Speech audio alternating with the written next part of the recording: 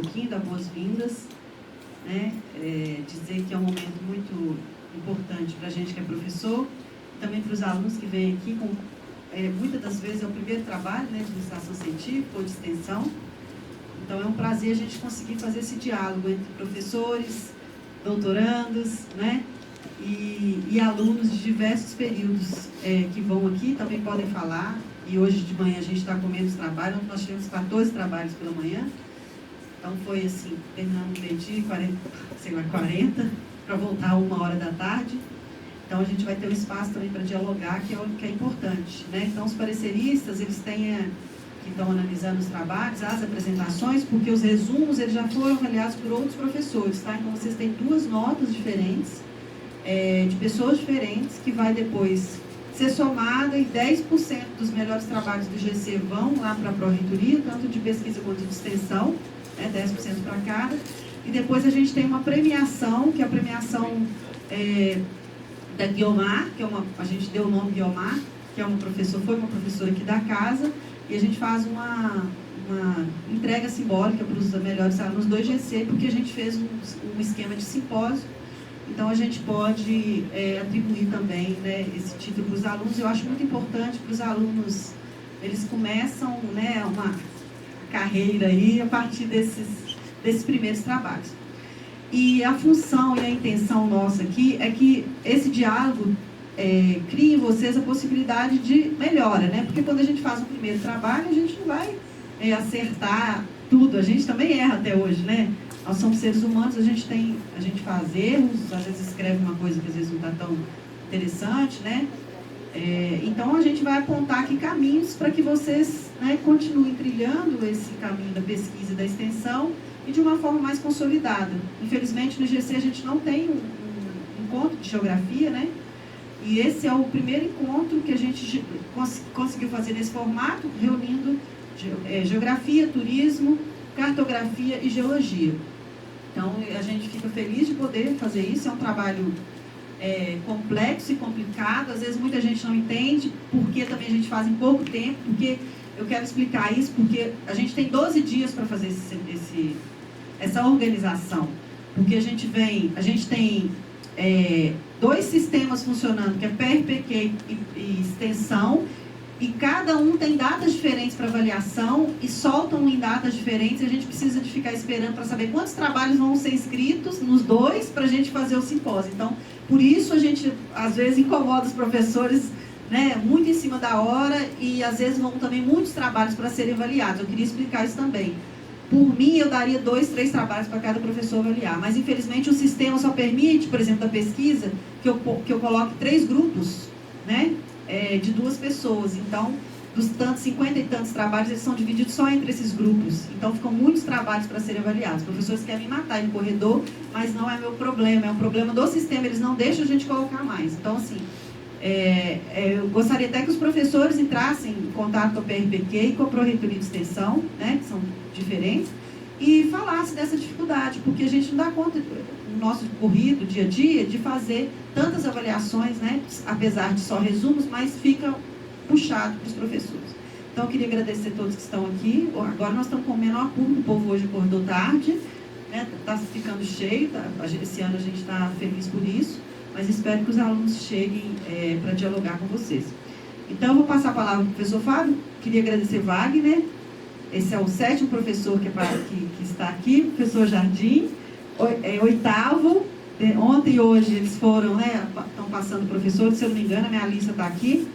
Eu estou fazendo a contabilidade. O Bernardo ele já ganhou, ele veio 3 vezes, então ele está ganhando no hall.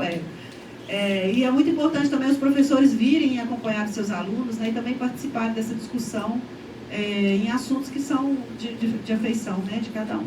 Então, agradeço a todos vocês, o empenho, Max, e queria dizer também, só a PRPQ permite que alunos de mestrado e doutorado participem da avaliação, a ProEx ainda não. E a gente, infelizmente, tem uma baixa quantidade de professores que se habilitam para virem avaliar os trabalhos presencialmente, também online. Então, por isso que a gente está se aproximando da pós, porque é importante para vocês, né, também participarem desses momentos. Tá bom? Muito obrigada, Max. E depois, quando vocês forem avaliar, a gente vai fazer a rodada. Ao final da rodada, vocês Vocês já estão mais ou menos dando a nota, se vocês tiverem dúvida, vocês podem colocar aí uma notinha, depois vocês podem mudar. E aí, ao final, vocês se apresentam, falam o que vocês fazem, avaliam os trabalhos e fazem perguntas ou considerações, tá bom? Obrigada. O professor Fábio é um dos coordenadores também desse evento, vou passar para ele a palavra. Obrigado, Luciana. Bom dia. Eu queria também agradecer especialmente os colegas, aos nossos avaliadores. A ideia desse simpósio também é de aproximar a pesquisa e extensão. Então, esse eixo está mais vinculado à pesquisa, né, Luciana? Mas nós temos alguns eixos que casam muito bem atividades de pesquisa e de extensão a partir de temas, né? Também que é uma preocupação grande do NAPq e do SENEX de mostrar o conjunto dos trabalhos a partir de temas que seriam formas de mostrar qual é a diversidade de conhecimento produzido e de extensão nos diferentes cursos. Então, cartografia, geologia, geografia e turismo, né? São 4 cursos. É uma particularidade bem distinta que nós temos aqui no IGC. Eu queria, já para ir começando, então dizer que eu fico aqui, né, no canto, como um apoio, digamos assim. Nós temos aqui 15 minutos de apresentação, tranquilo? Com 10 minutos eu aviso, faltam mais 5 minutos. E temos também um passador laser, perfeito. E no mais, temos água aqui. Fiquem à vontade para usar microfone, palco, como preferirem. Aqui a ideia é que vocês, que os alunos, né, experimentem também essa experiência que eles fizeram, né, de como apresentar. A gente já pediu o uso do microfone, porque a acústica do auditório é bastante desfavorável à fala, então sem microfone a partir da terceira fileira fica muito difícil de ouvir. Tá bom?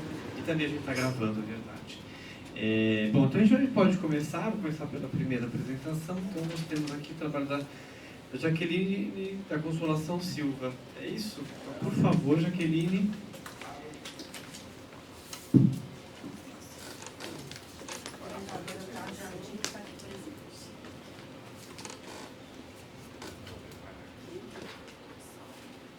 Pode testar para ver se não está ao contrário.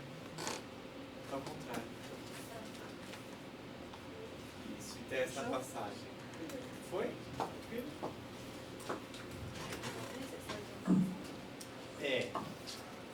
Então ninguém vai te ouvir. Tá bom. Bom dia, gente. Bom dia. Tá saindo certinho? Então, meu trabalho foi um projeto de iniciação científica que eu comecei no ano passado. Eu já concluí a licenciatura e agora eu estou concluindo o bacharelado. E a bolsa foi financiada pelo CNPq no edital 4 de 2018. E aí mapeamento de unidades climáticas no centro-sul do estado de Minas Gerais, mesorregião de Belo Horizonte e áreas limítrofes. E o resumo ele está baseado nessa proposta. Subiu. Está dando mau contato no notebook, na hora que o Fábio virou.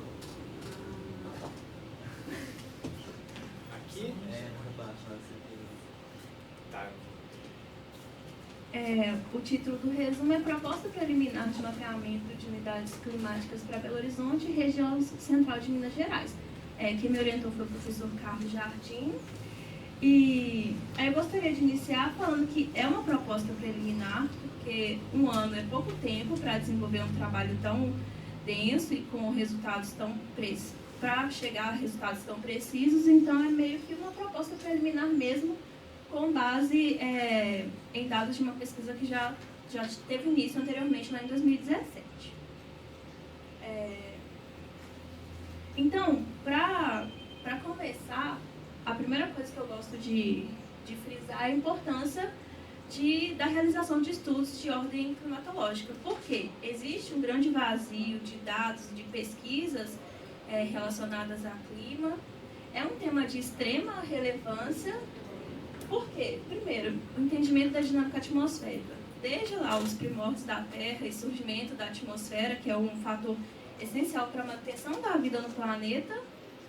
Então, é super importante a gente entender por quê? Dos diferentes tipos de acontecimentos na atmosfera, os diferentes sistemas que estão atuando, diferentes dias, diferentes tipos de tempo, eles vão impactar diretamente na nossa vida e nas formas de organização em sociedade. Por quê? Nós precisamos de um trânsito fluindo, nós precisamos de imagens de satélite, nós precisamos de escolas, N serviços que devem ser prestados e que, se a gente não tiver um tempo minimamente possível de se transitar, por exemplo, a gente vai sofrer impactos diretos. Então, entender a dinâmica atmosférica, ela é essencial para a gente, enquanto seres humanos, para a nossa organização.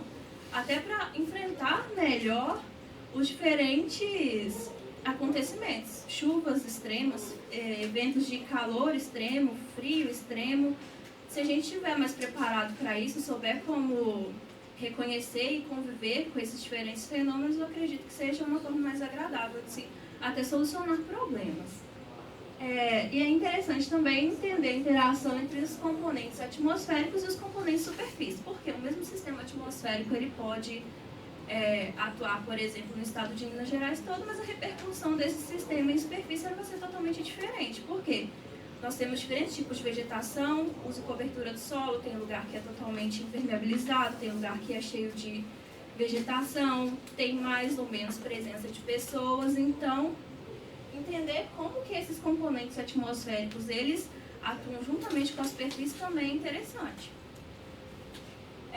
Então, qual que é o objetivo do trabalho a partir disso?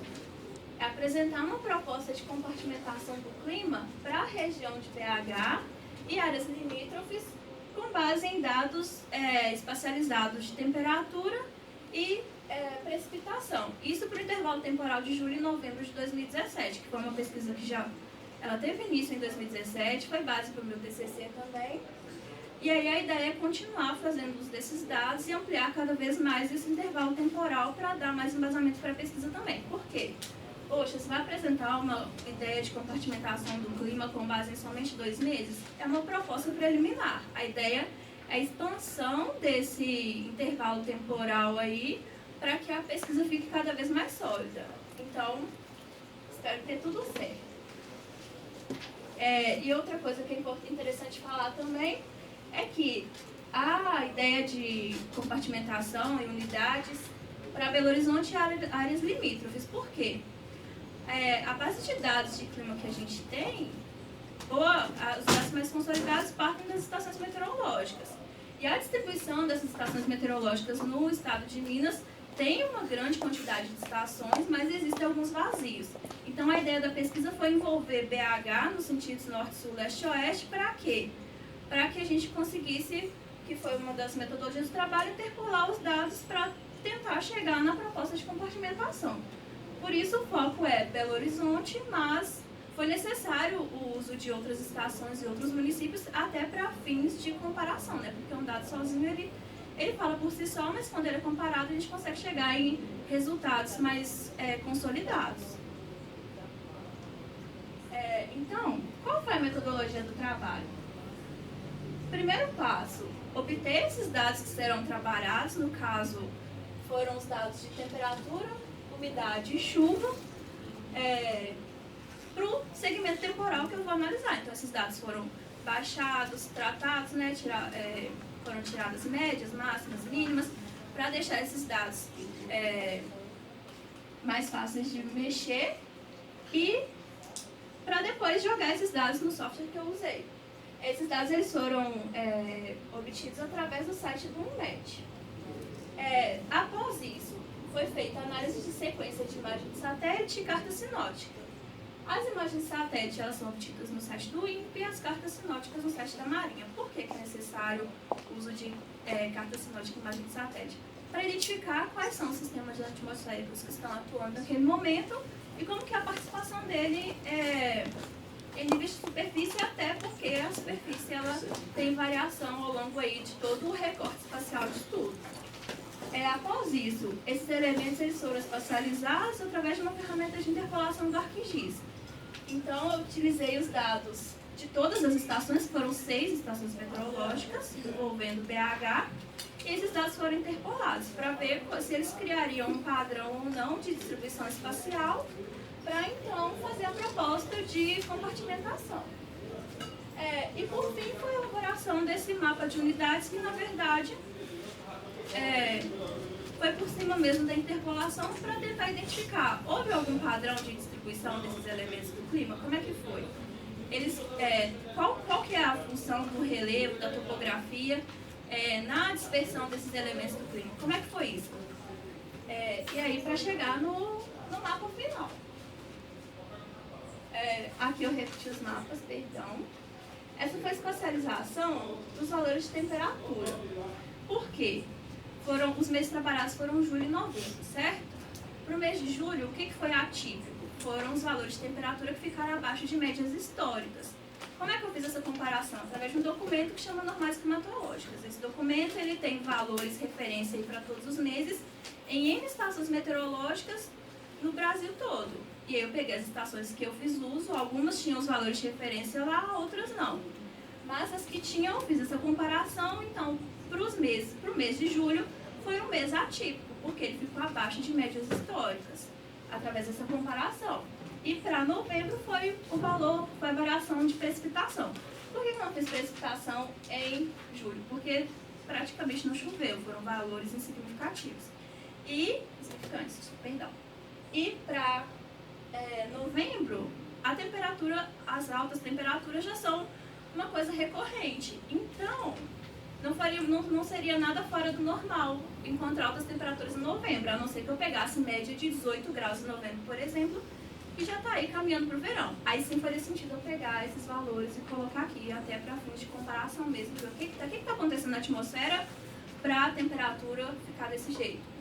E existem fatores de superfície que fazem com que esses valores de temperatura, de pressão, umidade, eles sofram variação aí ao longo do recorte espacial. E esses foram os valores, a espacialização dos dados para julho de 2017.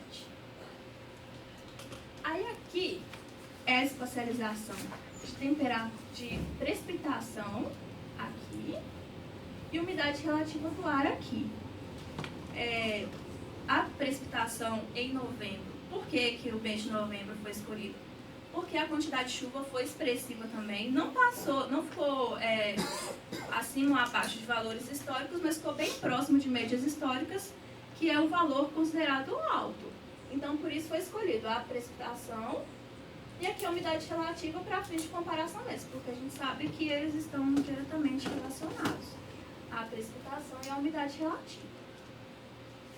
E aí, esse foi o mapa para separar as diferentes unidades climáticas com base nesses dados que foram especializados.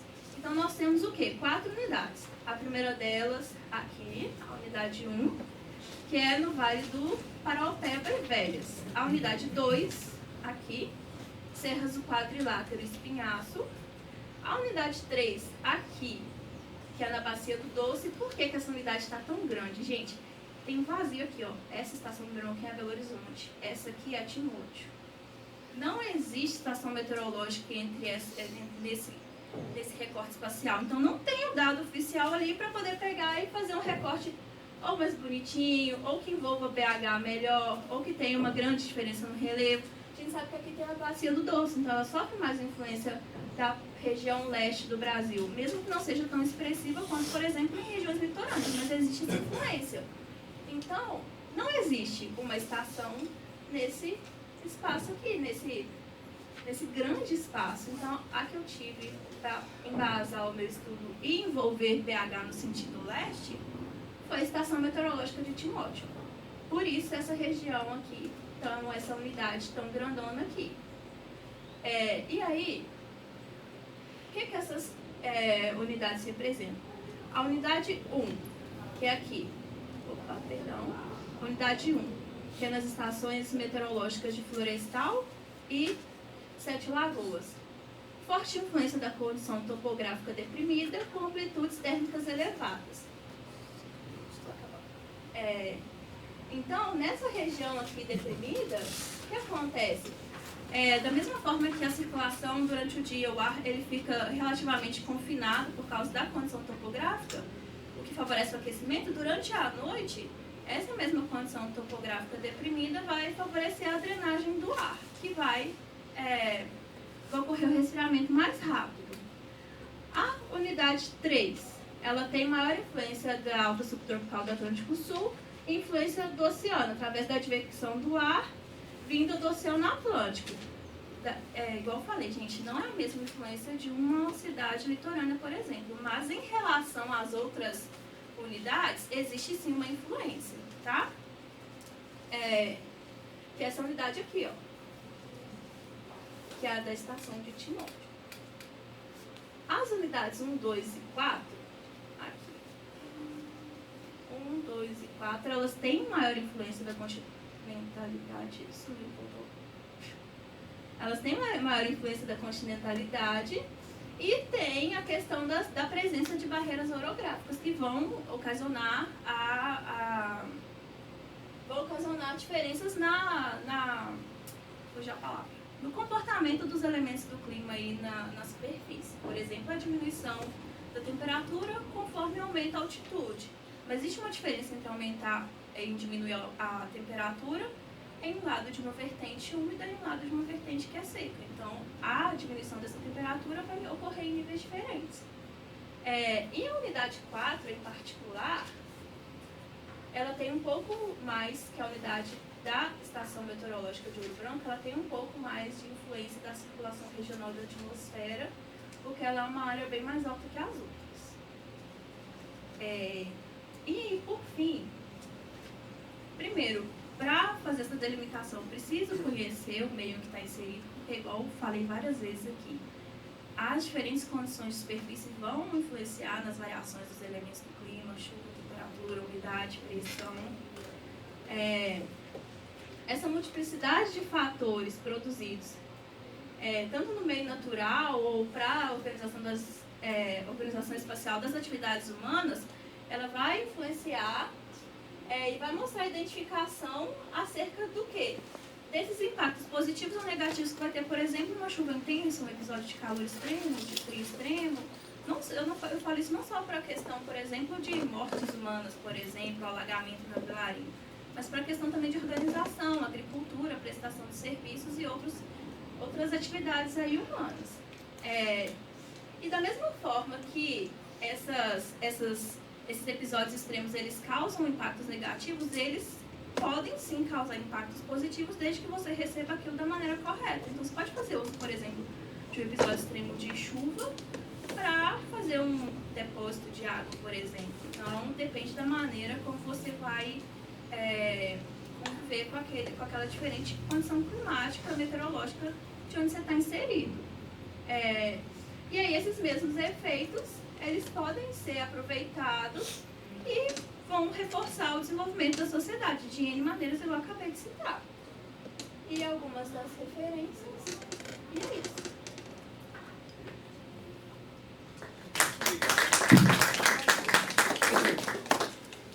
A gente já passa para a seguinte, então, por favor, Victor.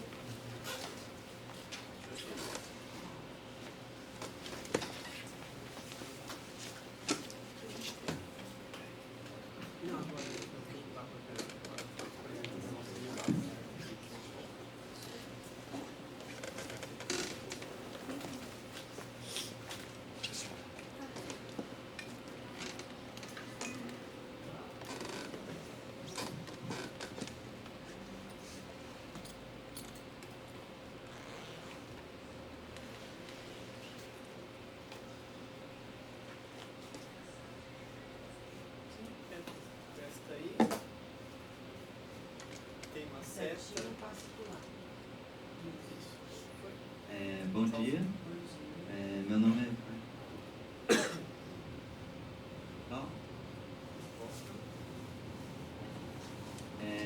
O título do meu estudo é Alterações Variáveis Hidrogeomorfológicas do Rio Golacho do Norte pelo rompimento da barragem de Fundão.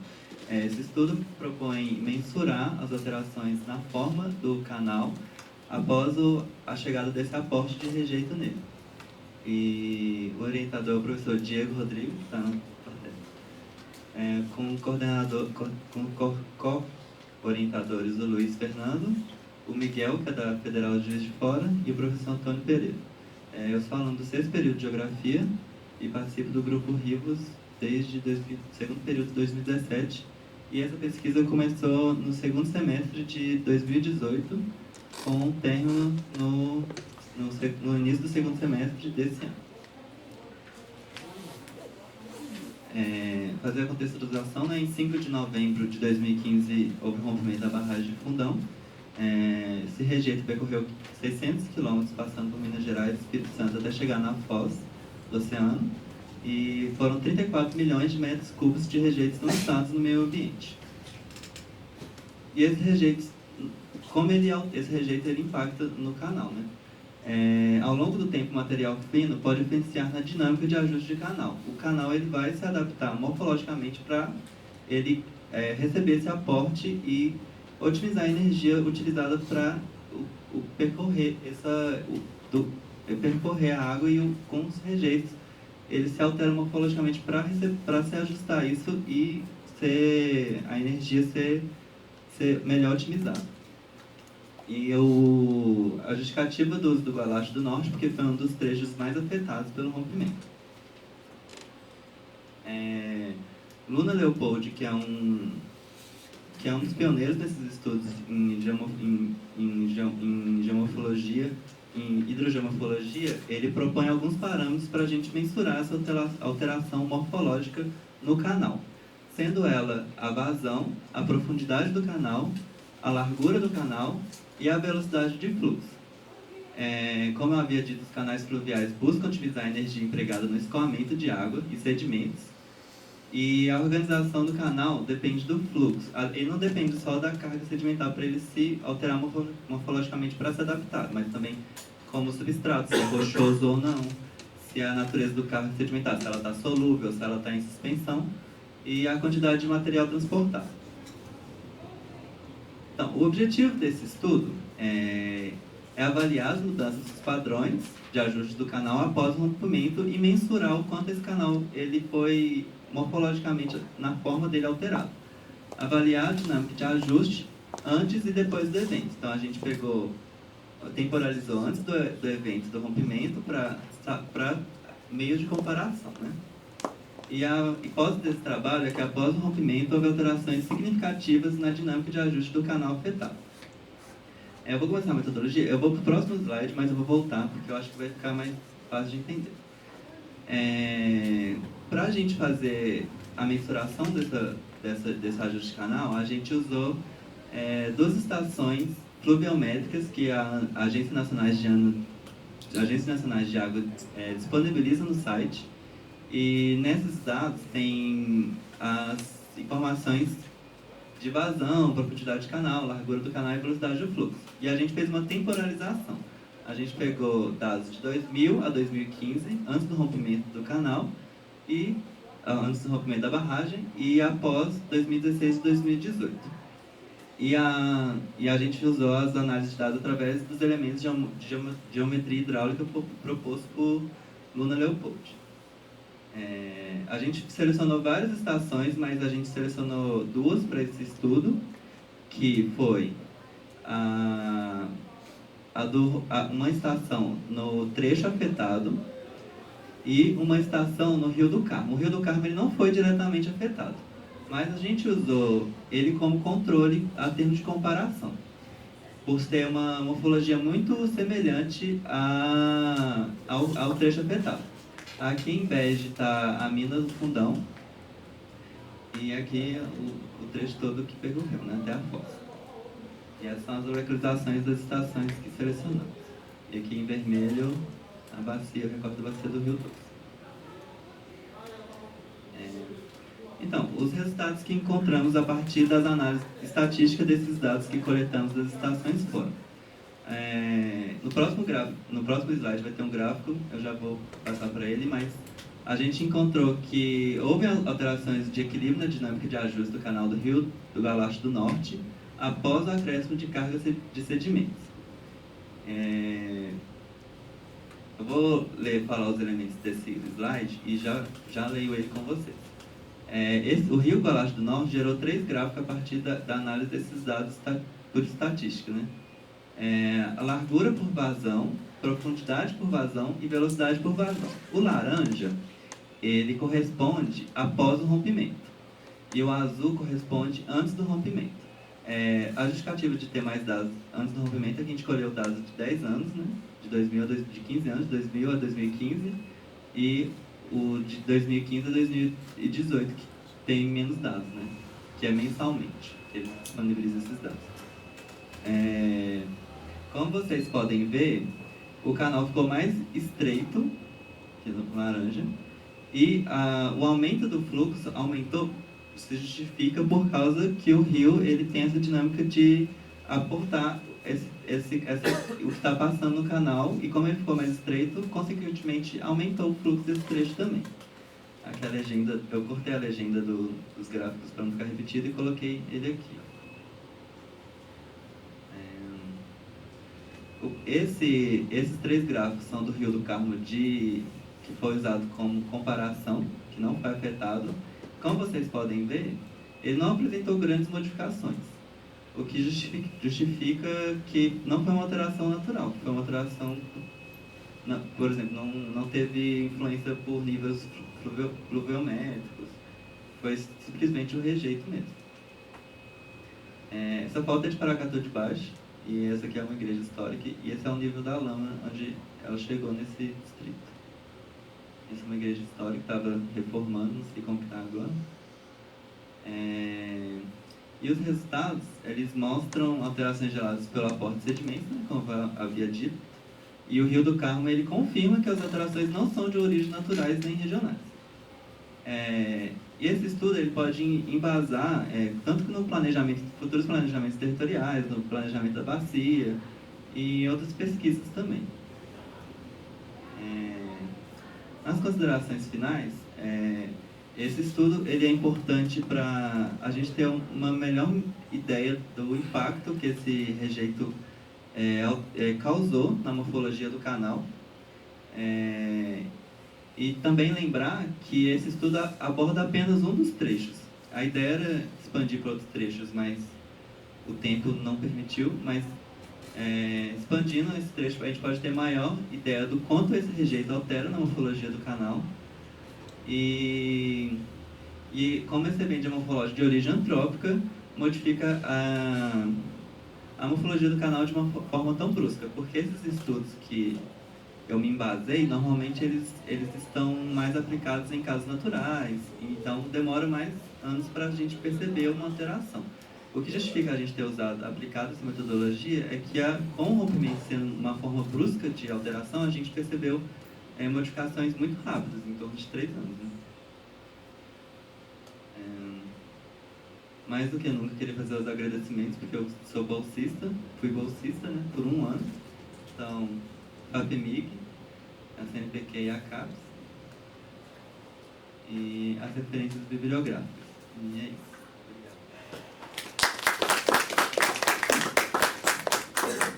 Obrigado, Victor.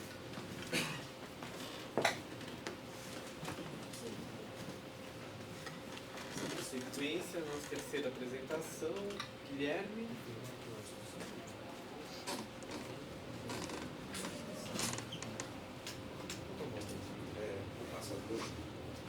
Victor, você levou o passador, não você?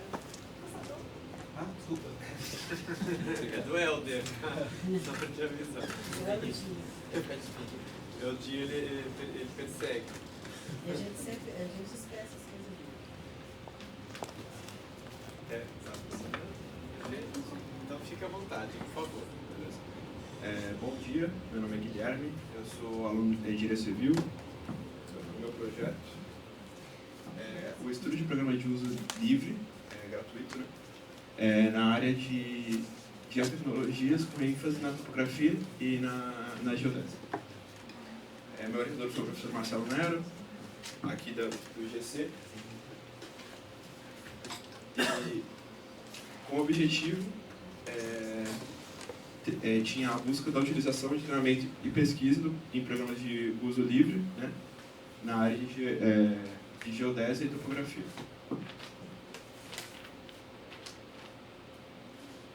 Bom, como método, eu tive o estudo de manuais e videoaulas nos programas no RT Calibre, que foi o foco do projeto, do Topocal, ArcGIS e o QGIS, sendo que o RTCalib é um programa japonês, que eu vou mencionar daqui a pouco.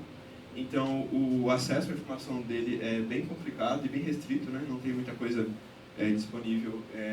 Em português não existe nada, né? Tem pouca coisa em inglês mesmo. E no ArcGIS e no QGIS são programas mais difundidos, eu tive mais acesso, né? Eu consegui fazer um curso online numa plataforma gratuita que chama Geo Sem Fronteiras. Bom, e agora eu vou falar um pouco sobre o programa que foi o foco do projeto. O nome dele é RTCalib, como eu já falei, ele é um programa japonês. Ele foi lançado em 2010, sendo que foi atualizado oficialmente até 2013, ficando na versão 2.4.2. Mas existe uma versão em desenvolvimento que é atualizada até hoje, mas que não é oficialmente distribuída. Essa é a cara do launcher, né, que seria como se fosse o agregador, porque o programa, na realidade, é um pacote de programas, né, que tem algumas funções. Sendo que ele tem o RTK-Plot, RTK-Conv, STR-SVR, RTK-Post, NTrip Browser, RTK-Nav e o RTK-Get. Agora eu vou falar um pouco mais sobre cada um dos programas do pacote, dos aplicativos, tentando ser um pouco mais simples, né, porque é uma parte bem técnica. Essa é a cara do RTK-Nav. Ele é um aplicativo de posicionamento em tempo real. Ele recebe dados de observação bruta de receptores GPS e GNSS e executa o processamento da navegação em tempo real, né? O programa ele tem, como eu falei, vários aplicativos, mas tem dois que são realmente de execução, né, que realmente geram uma solução. Esse é um deles. O segundo é esse aqui, que é o RTK-Post, que é um aplicativo de análise de pós-processamento. Ele recebe dados de observação Hynix e dados de navegação e calcula soluções de posicionamento. Ele aceita vários modos de posicionamento, né? Ponto único, estático, cinemático e entre outros. Essa é a cara dele. E aí, eles geram a solução que é disposta e fica disponível nessa interface gráfica, né? Que é o RTK-Plot, que é um aplicativo que é usado para plotagem. Ele é usado para visualizar e plotar as soluções que foram feitas pelo POST, e pelo NAV.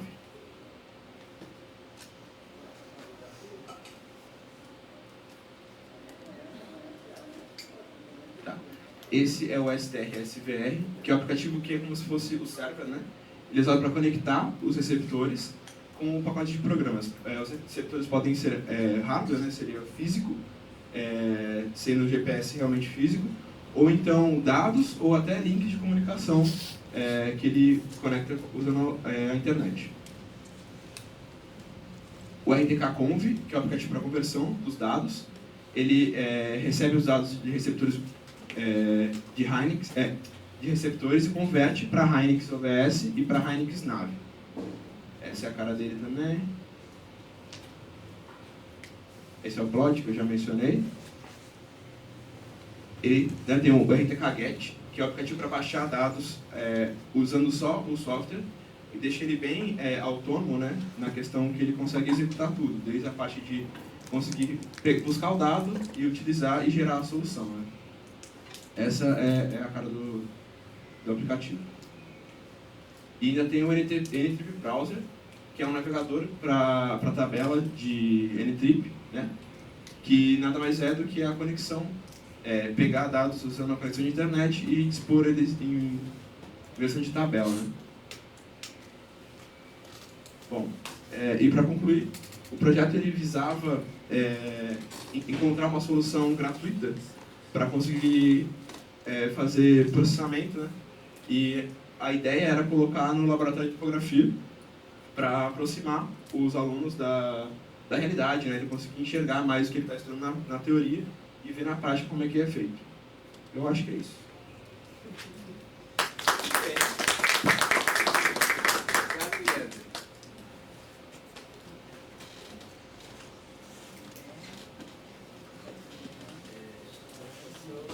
Gabriel, você então traga o seu pendrive, por favor.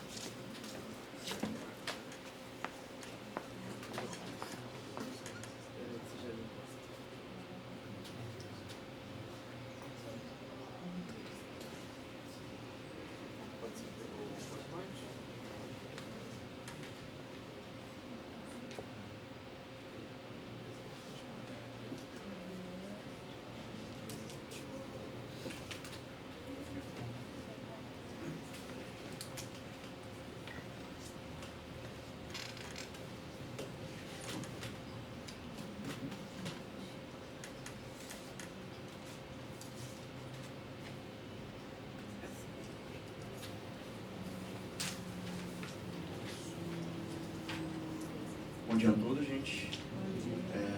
Meu nome é Gabriel, irei apresentar aqui para vocês um projeto de iniciação científica feito no Departamento de Cartografia. Então, o título do projeto, do trabalho, é Estudo de Software... Está voltando sozinho? Calma. Estudo de software livre, em código aberto, ou seja, livre é gratuito, para desenvolvimento de sistema operacional Android ou compatível para a área de geotecnologias. Então, a área que estamos trabalhando é a temática de geotecnologias. Que é o departamento de cartografia, né? O professor orientador Marcelo Nero. Eu sou estudante de terceiro período de engenharia civil e os coautores são o Otávio e o Adriano. Então, como que vai ser essa apresentação aqui? Eu vou falar basicamente o que é geotecnologias, quais são as suas aplicações. Vou falar do desenvolvimento de um protótipo de um aplicativo que estamos fazendo com esse projeto, o funcionamento das suas interfaces e como que foi feito, né? Qual foi o software utilizado para fazer esse aplicativo, bem como as conclusões desse projeto. Então, o que é geotecnologias, né? Então, podemos dizer, basicamente, que é o conjunto de geotecnologias que são utilizados, que permitem a coleta, a análise, o desenvolvimento, o processamento de pontos que têm informações geográficas de um determinado local. Então, podemos dizer que existem várias sub-áreas que estão relacionadas com a geotecnologia, né? Entretanto, temos a topografia, a geodésia, temos a fotogrametria, sensoramento remoto, GNSS. Então, são conjuntos de fatores, digamos, importantes para a sociedade odierna que estão relacionados com a geotecnologia. Então, isso aqui é o exemplo, a topografia, a geodésia. Temos aqui controle de barragens, né? Então, é utilizado bastante também da geotecnologia para controlar as forças que estão sendo atuadas nas barragens, como está sendo o comportamento ao longo do tempo. Temos o exemplo também dos drones, né, que são utilizados para fazer levantamento planetimétrico, são utilizados para fazer locações de obra. Temos o exemplo aí também que utiliza drones para fazer a aerofotogrametrias, né, ou seja, o levantamento. Em Belo Horizonte, por exemplo, temos que recentemente foi comprado 13 drones para fazer o levantamento de Belo Horizonte todo, para ser calculado os IPTUs, né, a atualização dos IPTUs. Então, tem a utilização de drones. Aqui é uma foto chamada ortofoto, que é um exemplo de utilização de drone para fazer. Temos essa ortofoto. Então, temos junções de ortofotos, né, eu tenho sobreposições dela. E, através delas, eu pego as localizações, eu também tenho que coletar pontos em campo para fazer o ajuste dessas imagens aí, desses ortofotos. Então, temos aí todas as aplicações básicas da geotecnologia, entre outras. Então, como que vai ser? Eu vou apresentar aqui agora o protótipo do aplicativo, as interfaces, bem como a finalidade desse aplicativo. Então, aqui temos o seguinte, quando o usuário vai abrir o aplicativo lá no seu dispositivo, ele vai se encontrar com essa tela aqui. Essa tela é a tela do menu, a tela principal do aplicativo. Nessa tela estão presentes 3 botões. Tem a localização atual, os locais salvos e as informações sobre o aplicativo. Quando o usuário vai apertar adicionar localizações, ele tem que ter ativado o GPS, sensor GPS do dispositivo, e a partir disso é possível ele atualizar, apertar o botão atualizar, essa aqui que é a interface da localização atual. Então ele vai localizar e a partir disso ele vai obter informações do ponto em que se encontra. Que informações são essas? Latitude, longitude, altitude e a precisão dessas informações. Então, o usuário também, após obter essas informações, né, após atualizar essa interface, é possível ele salvar essa informação. Então, ele adiciona, ele descreve o local, ele coloca o nome do ponto, né, as anotações gerais ele também, e clica em salvar. Após isso, esses pontos, a informação desse ponto em que o dispositivo se encontra, vai para uma base de dados, vai para uma base de dados, né, uma outra interface que eu iria mostrar aqui, que é a próxima interface, que é locais salvos. Então eu volto para o menu e tem o próximo botão que é locais salvos. Então eu clico nesse botão, vai aparecer a sequência de pontos que eu salvei. Então a partir daqui, da barra de pesquisa, eu consigo pesquisar o ponto que eu coletei, como estou no campo lá realizando um trabalho, realizando coleta de vários pontos. Então eu vou identificando esses pontos e aqui nessa interface eu consigo, eu quero o ponto P1. Eu pesquiso aqui e aparece essas 4 informações sobre esse ponto. Então aqui informações gerais sobre o aplicativo. Aqui tem como é utilizado o aplicativo, né, a descrição geral das interfaces, tem também qual que é a finalidade do aplicativo, bem como aqui eu pensei em colocar dúvidas gerais, né, ou seja, à medida que vai aparecendo dúvidas, como se trata de um projeto de software livre, né, ou seja, de código aberto, temos que ir atualizando esse aplicativo, a finalidade é o aplicativo ser atualizado para atender melhor o usuário.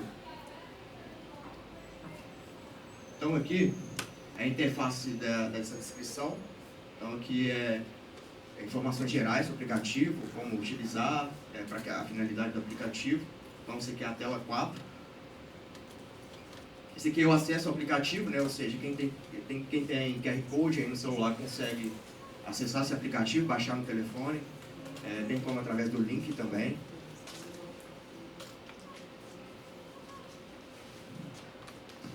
Então, gente, para que esse aplicativo? Para que serve esse aplicativo? Esse aplicativo aqui, ele tem como função substituir o que utiliza atualmente no laboratório aqui do IGC, do laboratório de topografia. Aqui no IGC, para coleta de pontos, temos o sistema, tem o GPS de navegação. O que seria o GPS de navegação? Um GPS mesmo que eu coloco no ponto que eu quero determinar, deixo por um tempo, faço diversas operações lá, deixo por um tempo, e a partir disso eu obterei essas informações mostradas no aplicativo, né? Longitude, latitude, altitude, a precisão dessas informações. Temos também atualmente o GPS RTK, né, que aí é um GPS bem mais preciso, o Real Time Connect, que é um GPS que eu utilizo uma estação base, e a partir dessa estação base Mas pretendo fazer a instalação de uma estação, pelo menos com dados básicos, temperatura, umidade e tal. Mas existe sim a possibilidade, talvez eu confirme isso no desenvolver da pesquisa, que é algo que eu quero muito dar continuidade. Respondi? Partindo para o Max. Por que na escolha do período? Você mesmo deu a resposta no seu questionamento, que existe uma grande dificuldade de trabalhar com dados primários. Então, foram dados que eu já iniciei o tratamento deles lá no meu TCC, eu iniciei em 2017, terminei ano passado. E por mais que, às vezes, pensem, poxa, mas foram 2 meses de análise. Gente, 2 meses de análise é para colher dado horário de N elementos climáticos de 6 estações meteorológicas durante 2 meses. No fim das contas, é muito dado. Então, é difícil trabalhar com esses dados. Eu tenho que tirar a média, máxima, mínima, elaborar gráfico, padronizar esses gráficos, deixar tudo bonitinho, porque se eu começo a fazer um trabalho bagunçado, na hora de apresentar os resultados, ou eu refaço tudo, ou eu vou fazer um Frankenstein. Não é a proposta. A ideia é que seja feito um trabalho que apresente resultado de qualidade. Então, primeiro, a escolha desse período, em primeiro momento, foi por esse facilitador de já ter os dados inicialmente tratados e por questões para o trabalho mesmo. Primeiro, julho foi um mês que esteve com médias de temperatura abaixo da média histórica. Então foi um diferencial, porque se eu for trabalhar com dados de temperatura, pelo menos que eu pegue algo que foi diferente, porque fazer mais do mesmo às vezes não é tão interessante. Não que não seja útil, eu posso pegar um mês com dados dentro dos padrões e fazer um trabalho de excelente qualidade, mas eu tive a oportunidade de pegar um mês que teve a entrada de 3 massas polares sucessivamente e deixou o mês de julho frio, do jeito que muita gente gosta. Então, foi o que eu achei interessante. E o mês de novembro foi por causa da chuva e a atuação de uma zona de convergência de umidade, que aí fez os valores de precipitação ficarem um pouco mais elevados se comparados a outros meses ou até intervalos um pouco maiores. Essa é a justificativa para o recorte temporal de estudo. E com relação ao levantamento bibliográfico, tem alguns autores, por exemplo, Monteiro ou Tarifa mesmo, que eles fizeram uns trabalhos de mapeamento assim, climático mais em São Paulo. Mas também é uma outra dificuldade enfrentada, porque para Minas eu desconheço. E aí, junta com a dificuldade de trabalhar dado primário, aí é um trabalho em cima de trabalho. Mas existem uns trabalhos clássicos, assim, uma leitura interessante, clássica, que às vezes não utilizou das mesmas ferramentas que eu, até porque o desenvolvimento tecnológico, algumas décadas atrás, foi totalmente diferente do que é hoje. Então, algumas coisas têm que ser adaptadas, mas existem os trabalhos clássicos. Aí é um trabalho de adaptação mesmo para tentar obter o melhor resultado possível. Bom dia.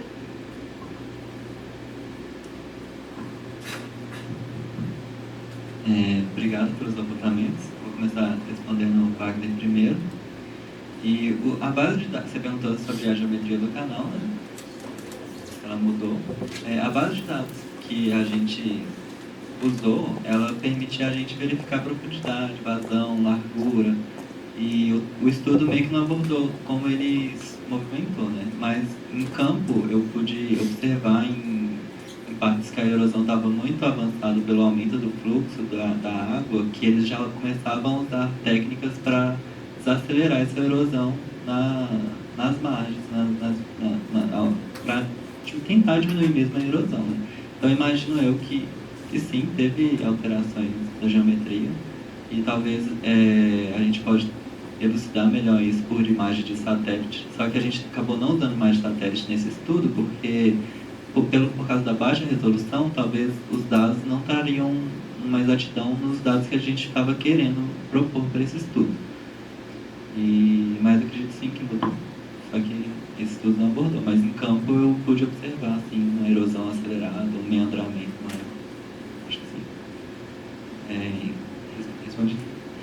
E respondendo ao Max, concordo, pegar mais recortes ajudaria muito a elucidar melhor o impacto que teve, como foi mais ajusante, como teria sido mais amontante, seria muito importante.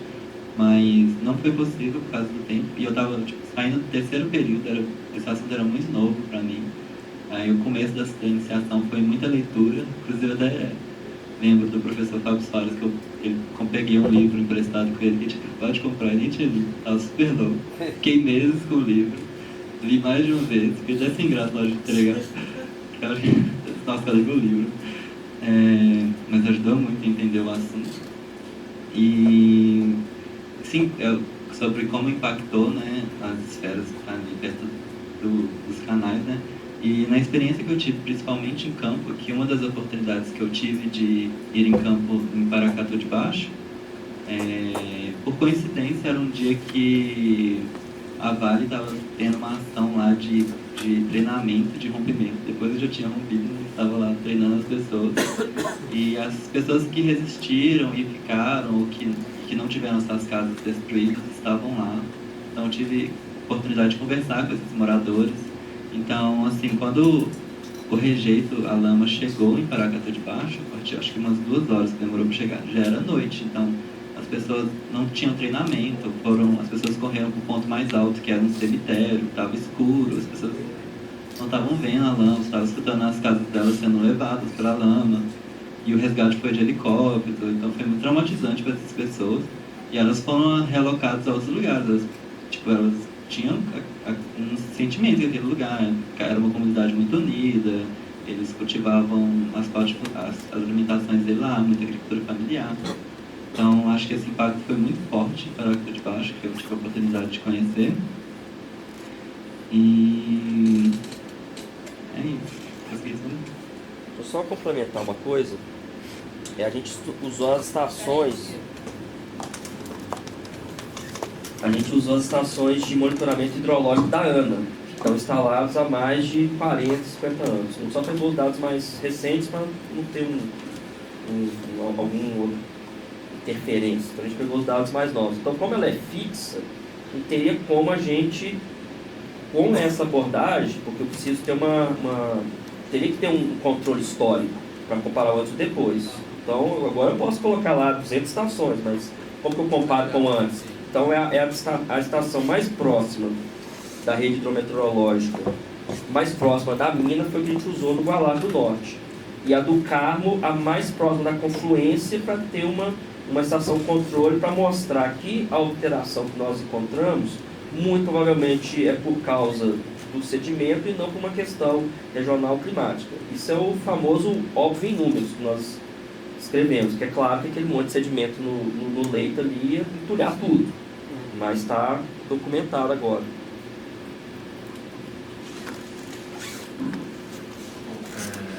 Bom dia, né? Obrigado pelas questões. Primeiramente, você perguntou se o programa trabalha só com GNSS. Ele pode trabalhar com GNSS e GPS também. Ele aceita os dois. Você perguntou se houve teste. Houve o teste com dados do IBGE.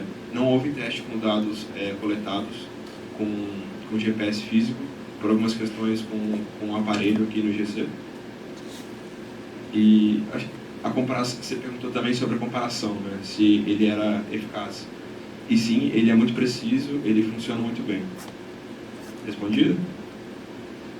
A sua pergunta era se ele é utilizável, se é possível utilizar aqui no laboratório. Sim, ele tem uma autonomia muito boa, como eu falei, ele é preciso, ele funciona. Só que não tem muito conteúdo dele e em português não tem nada, é zero. A próxima etapa no projeto seria a confecção de manual em português, que aí deixaria mais fácil a utilização dele aqui no laboratório. Acho que é isso. Obrigado. Agradeço aí pelos questionamentos. Começando pelo primeiro questionamento aí sobre o Meet App Inventor. Então, acho que eu não deixei muito claro o que realmente é o Meet App Inventor. Não é um aplicativo o que eu mostrei, mas sim uma plataforma geral que eu consigo montar os aplicativos. Ou seja, eu posso usar essa plataforma, um software da MIT, para montar qualquer tipo de aplicativo. Então foi usada essa plataforma para montar esse protótipo que eu mostrei. Ou seja, não essa plataforma não tem dados de coordenadas nem nada não, é só uma plataforma geral mesmo para montar aplicativos. E sobre o teste em campo, sim, foi testado várias vezes, inclusive estou com ele aqui no celular. Mostrei também um slide cujo tem um QR Code no link, ou seja, qualquer um que tem leitor de QR Code no telefone consegue baixar esse aplicativo e testá-lo aí. Com a localização aqui acionada, eu consigo apertar em adicionar a localização, atualizar e obter os dados do ponto onde estou agora. Ou seja, longitude, latitude, altitude, precisão, fazer anotações gerais sobre esses pontos, identificar esses pontos para posteriormente localização deles em outra interface, que é locais salvos. E já fazendo o link com o segundo questionamento, que é para onde que vão esses dados? Esse aplicativo foi programado para que esses dados fiquem salvos no dispositivo, no celular de quem está operando o aplicativo. Sim, tem projetos para deixar esses dados salvos na nuvem, um banco de dados na nuvem, que seria melhor. E sobre a customização do aplicativo, agradeço aí pelas posições, né? Sim, pode ser modificado.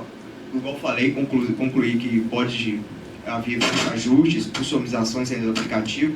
Evidencio que eu estou há 3 meses nessa iniciação científica aqui, ou seja, por isso que eu evidenciei que é um resultado parcial, é um protótipo parcial aqui, então tem muitas coisas ainda a ser melhoradas, mas já podemos utilizar o aplicativo aqui, já posso obter as coordenadas do ponto, então isso é um ponto bastante positivo e sim, está longe de chegar a precisões daqueles equipamentos, né, do RTK, GPS de navegação,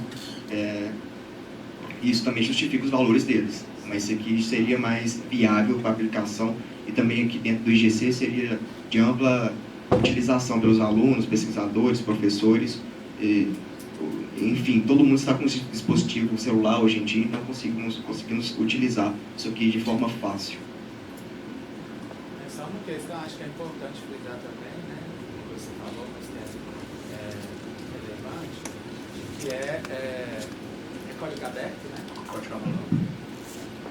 Que é um aplicativo que está sendo desenvolvido, ele tem uma finalidade acadêmica, né? Como eu acho que isso vai ser uma aula dele. E essa questão do código aberto é muito importante a gente frisar, por quê? Porque tem um monte de gente vendendo ideia de que fez aplicativo com código aberto e não é. Né? É um aplicativo muito bonito, está disponível lá, você pode baixar, é de graça, mas quando você vai utilizar, se der qualquer problema, você tem que ir lá na fonte, você tem que ir lá no cara para saber que problema é aquele. Né? Então isso não é, está longe de ser código aberto. Né? Você não tem uma rede de desenvolvedores funcionando, né? Lugares diferentes, como o QGIS, por exemplo. O QGIS é um exemplo grande disso, né? O R, qualquer coisa que você quiser fazer, alguém já fez em outro lugar do mundo, enfim. Eu acho que vocês têm esse potencial é muito importante, porque trazendo para a perspectiva acadêmica, como eu falei, já tem aplicativos semelhantes, mas você pega isso para a disciplina de solo, por exemplo, a gente tem um modelo de mapeamento, né? Então, que eu tenho que caracterizar, tipo, perfil situação, natureza, se essas perguntas já estão ali, eu já entro e puxo o ponto, eu coloco o perfil é esse, a natureza é essa, a situação é essa. Eu tenho um mapeamento pronto no final, né? Eu só pego esse dado ali no final. Então, acho que isso é uma coisa muito relevante, muito importante, talvez vocês seguirem por essa linha muito mais forte do caráter acadêmico do aplicativo, até mesmo do que a própria comparação com a tecnologia, que eu acho que não é tanto o objetivo. Assim. Na verdade, não vai conseguir produzir tanto, né? Do que quando eu levar para o caráter acadêmico disso.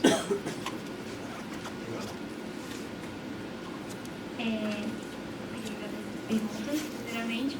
E respondendo a primeira em relação à nota do Enem, porque que você questionou dos intervalos não serem iguais e tal, é porque como a ideia era colocar o mesmo número de escolas em cada intervalo, era meio que claro que os intervalos não iam ser iguais, porque poderia, no caso como aconteceu, teve uma concentração de 22 escolas que tiraram notas entre 520 e 550. Mas assim como teve 22 escolas que tiraram entre 0 e 453. Então, como a gente queria dividir por número de escolas, os intervalos não teriam como ficar iguais. E 730 foi a maior nota, então a gente partiu do 730. E quando você perguntou o que é desigualdade, no caso, no início eu falei que a gente ia usar duas variáveis para comparar, para relacionar com as notas do Enem. E essas duas variáveis eram a renda per capita e o índice de Gini. Tanto é que no mapa estava escrito as características dos setores censitários, estava tipo, baixa desigualdade e alta renda. Esse baixa desigualdade é exatamente o índice de Gini. E o índice de Gini é o quê? É o grau de concentração de renda. Ou seja, nesse setor censitário, você tem uma baixa concentração de renda. Não tem muitas pessoas que recebem muito. Existe um certo nivelamento, entre aspas. Então, isso de desigualdade que a gente usou é exatamente o índice de Gini. É isso, respondeu. Você usou o conceito de desigualdade. Eu usei um conceito de desigualdade que, inclusive, foi... Acho que eu fiquei mais... Claro que eu esqueci de falar. Que falar desigualdade... Não, desigualdade não, segregação. Porque falar segregação é assim... Segregação, fonte, vozes da minha cabeça. Não, você tem que ter um embasamento teórico para falar o que é segregação. E eu usei o do Roberto Lobato Correia, que ele escreveu o texto Espaço Urbano, que assim, é um texto excelente. E ele classifica a segregação como sendo... É como se fosse a expressão espacial das classes sociais. Um certo grupo com características socioeconômicas X vão estar agrupados em um certo lugar do território. Para ele, isso é segregação. E esse foi o conceito de segregação que eu usei para meio que explicar o que aconteceu em BH. Qual foi o tipo de segregação que aconteceu em BH.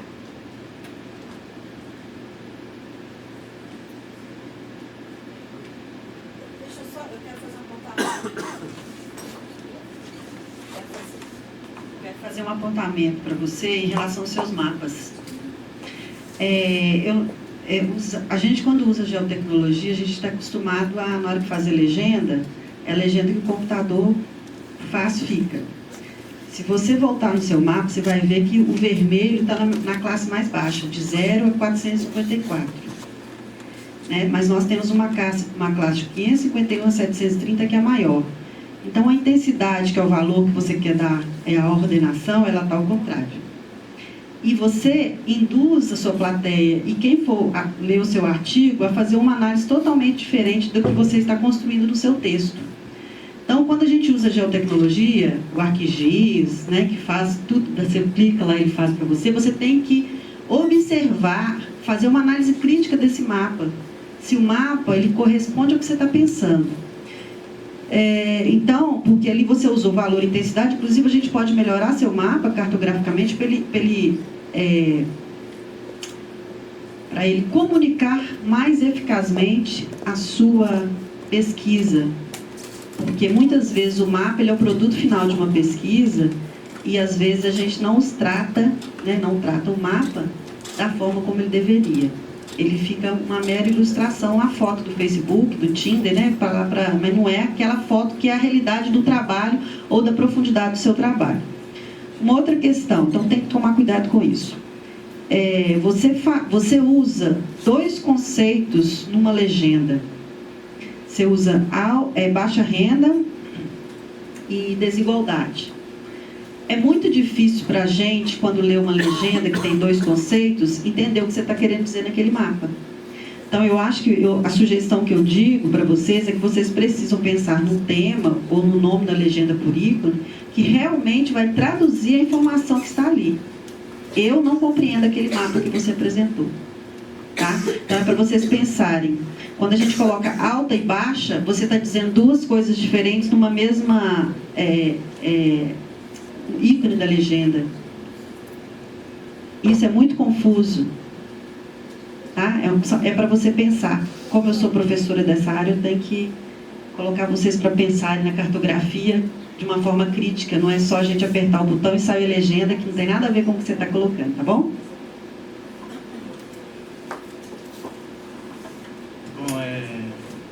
Você perguntou sobre o processo de digitalização na Prodabel. Na verdade, eu acho que talvez a gente não é tão claro assim. O processo de digitalização na Prodabel é ótimo. A qualidade da imagem é perfeita. Mas os problemas encontrados no projeto, no momento, são principalmente com relação a essa transição do software que era do ArcGIS para o QGIS, que estamos desenvolvendo tutorial, porque houve uma... Aproveitando também para responder a pergunta, houve uma mudança de equipe. E essa equipe ela só deixou o tutorial assim, para o procedimento do trabalho. Então, na verdade, o problema não é exatamente só braçal, vamos dizer assim. Estava passando por problemas de desenvolver uma metodologia exatamente assim, para fazer o projeto. E você também perguntou com relação aos direitos editoriais. Na verdade, é uma segurança da biblioteca, assim, do departamento com relação a esses direitos, porque os mapas eles são da biblioteca e, de certa forma, eles estão restritos a esse acervo aqui da biblioteca, né? E no caso da digitalização e da divulgação desses dados, eles vão se tornar amplos à comunidade. Assim. Então, na verdade, há um certo receio de poder aparecer algum questionamento com relação a esses mapas, porque eles são aqui da biblioteca e não se sabe exatamente se pode divulgar eles assim, de uma forma tão ampla. Eu queria também, nesse sentido, só fazer um questionamento da... Eu também quero colocar aqui. Vamos abrir para a plateia também, tá?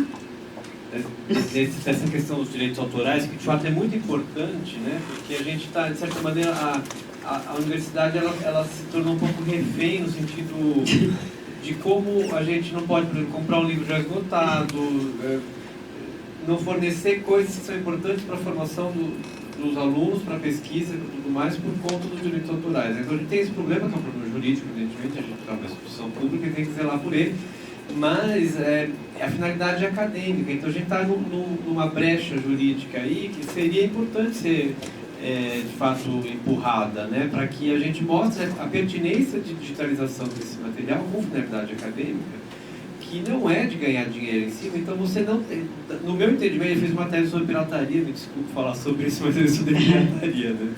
Então minimamente eu sei um pouco o que eu falo. Então a gente tem aí uma possibilidade jurídica de várias interpretações que permitem, né, que você tenha a finalidade de uso. Claro que quando a gente digitaliza, a gente estoura os controles, né? Mas, bom, a gente pode dizer, não, a gente vai fazer um controle aqui, a gente vai pedir um documento para a pessoa, ela vai fazer uma carta dizendo que é profissionalidade acadêmica, pronto, está resolvido juridicamente. Eu acho que isso não pode ser um problema para a gente o nosso objetivo, nossa finalidade, que é preservar o material e fazer com que ele seja circulado para que possa ser usado e pensar.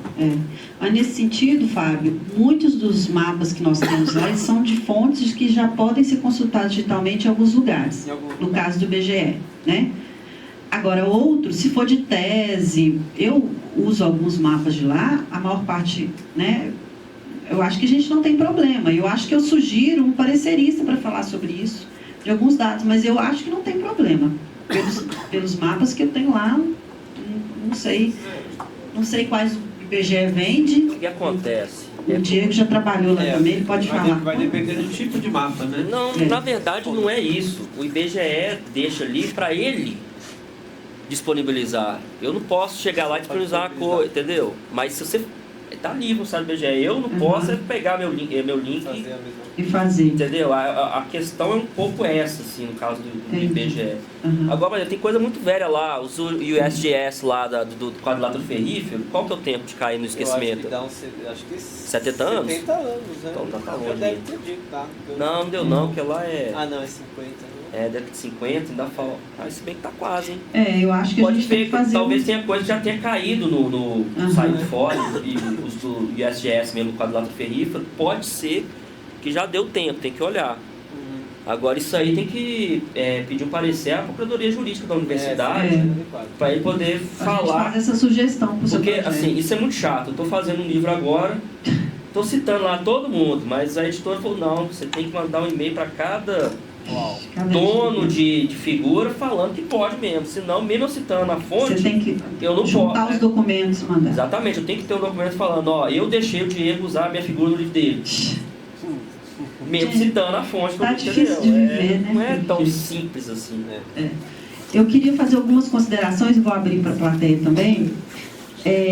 Do aplicativo, a gente tem a CTT aqui na universidade, de transferência de tecnologia, e onde a gente pode patentear e também salvaguardar a marca. Então, eu sugiro o seu projeto, que você, juntamente com o seu professor, procure a CTT, porque a gente faz muita coisa, mas a gente não faz patente, a gente não nem salvaguarda a marca. Então, seria importante vocês fazerem isso.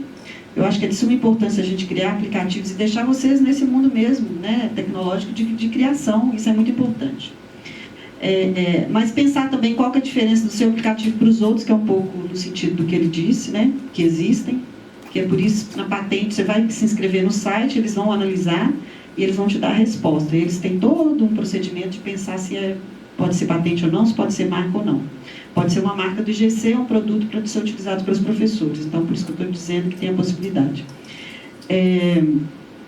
Uma coisa que eu fiquei em dúvida se a gente pode acessar o ESPU Consult, né, se ele é público, ou qual o público que vai utilizar. E o SPU Geo Memorial, né, o plugin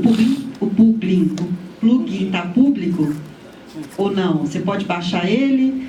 Como é que é, né? Porque você pode programar e tal. Eu acho que são questões importantes. E eu sugiro os professores que estão aqui para depois fazer entrevista com o... Cadê meu bolsista? O João está aqui. Mas a gente está fazendo pílulas sobre os projetos de extensão, também de pesquisa. Nós estamos na parceria NABQ-Senex, para que falem dos projetos e também as pessoas fiquem sabendo desses links. A gente coloca lá no vídeo embaixo. Eu acho que é importante vocês se disponibilizarem um tempinho, 2, 3 minutos, para falar sobre isso, tá bom? Aqui a gente está gravando todos, mas nem todo mundo vai ver 1 hora, 2 horas, 3 horas de vídeo, né? Mas é importante para a memória do IGC que a gente nunca fez isso, ok? Então é isso, eu queria agradecer. Eu acho que vocês estão muito seguros, né? A gente vê níveis aqui de segurança em relação... Tem gente que já terminou monografia, mas está num caminho belíssimo. Outros também que estão aí, né, na parte mais tecnológica, na parte de assessorar a comunidade, na parte da SPU, que está um trabalho muito legal também. Essa pessoinha aqui com 2 meses já deu um show, vai brilhar futuramente. Os meninos também todos, vocês estão de parabéns. Eu queria saber, quem teve bolsa aqui? Levanta a mão. Muito bem. Aqui não foi unânime. Tivemos 2 mesas só que tiveram bolsas. O ano que vem vai ser outro panorama. Então, é por isso que a gente está perguntando isso. Quem já finalizou a pesquisa e quem está em andamento? Levanta a mão, que é uma questão que ele tem que ver. Você fez uma pergunta, qual você Quem está em andamento? 1, 2, 3, 4. O resto já finalizou. Ok, muito obrigada. Professor Fábio. Eu só quero agradecer também a todos e todas que apresentaram. Acho que de fato a gente tem percebido, né, Sandra, de como, e esse eixo especialmente, né, como um avanço, especialmente na comunicação, né, que é um tema que de fato tecnicamente exige um conhecimento especializado, né, mas de certa maneira inseri-lo, né, para a comunidade aqui do IGC poder saber o que fazer, os colegas, esse também é o sentido do simpósio. Então eu quero agradecer ao esforço, parabenizá-los mais uma vez, vocês foram muito bem, desculpa, eu não te vendo. Muito bem, alguns eu conheço, meu aluno, os outros não. Temos engenharia aqui. Dos colegas também de outras áreas, né? Sentido também da universidade, que é importantíssimo da universidade pública, né, de permitir essa mobilidade entre as áreas, né? A gente está num lugar privilegiadíssimo do ponto de vista da circulação do conhecimento, mesmo que às vezes tem alguns problemas na circulação, mas os outros são mais fáceis, né? Depende das falas. Quando o conhecimento está na pessoa, ele circula mais com a gente mesmo. Então, agradecer também. Perguntar se alguém tem pergunta, esqueci. Se alguém quiser pergunta, comentário. Temos tempo, é verdade. Hoje estamos... Tá mais cedo. Hoje a gente está folgado. A gente termina meio-dia 40, almoça e volta uma para parte da tarde. Ninguém? Todos tímidos aqui? Não parece com a professora Lussandra, que fala pelos cotovelos. Então é isso, Fábio, pode finalizar. Então eu queria agradecer, então, finalizando, já que não temos mais comentários, convidá-los para a parte da tarde. Ainda temos um quinto eixo hoje à tarde, ambiente físico e suas interfaces, técnicas, materiais e processos, e hoje à noite encerramos com agricultura, alimentação e agroecologia. Lembrando que os melhores trabalhos, depois de contabilizadas as avaliações, eles serão premiados aqui com uma menção aqui acadêmica da unidade, que homenageia. A gente nem sabe o que a gente vai dar esse ano. Não sabemos. A gente vai sair por aí comprando uma flor, né? Um certificado, de maneira acadêmica, né, que homenageia a professora Guilmar, que é uma professora SPU tem dinheiro para a gente comprar uma coisa? Pitona. Eu tenho que pedir. Eu ganhei, não estou conseguindo gastar, nem um café teve esse ano. Nossa, tá uma pobreza, né, gente? Ganhei o dinheiro, não posso gastar, porque é 12 dias para fazer. Como é que eu faço 3 orçamentos de comida, de lanche? Ninguém vê. Não, a gente até comunicou, mas ninguém entregaram 2. Temos que falar das coisas boas também, né, Fábio? Não é só das coisas ruins. Não, bom, mas eu estava dizendo assim, né, temos o prêmio e aí os melhores trabalhos vão para a Semana do Conhecimento, que é na semana do 14 ao 18, é isso? Que aí integram toda a universidade, né? Tem uma série de conferências, inclusive a conferência de abertura com o professor Galvão, ex-diretor do INPE. Já está o link para vocês se inscreverem, deve lotar. E outra coisa, eu queria que vocês curtissem, né? Tipo a Garota do Tempo. Olha aqui, olha.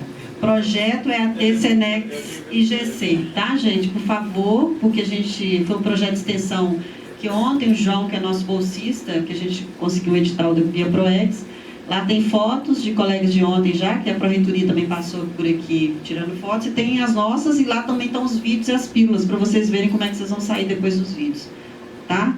Diz que jovem acessa, mas pelo jeito só está acessando o Tinder, porque tá lá, tá ruim de curtida. Tem site, Facebook, Instagram. Página. E página, site. Então tá é bacana, porque são coisas bem...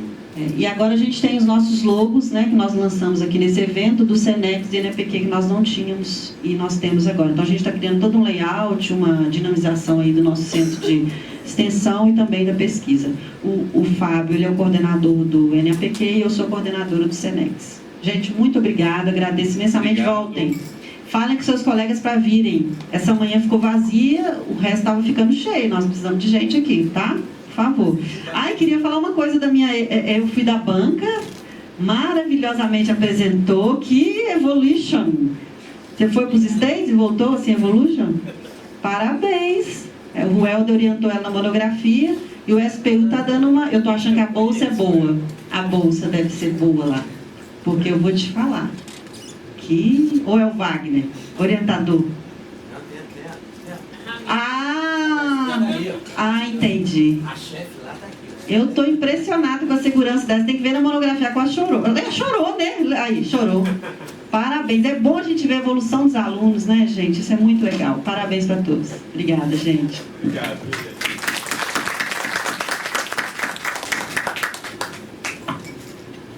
Ai, vamos para o quadro. Que isso, Luciano? Tá aceso.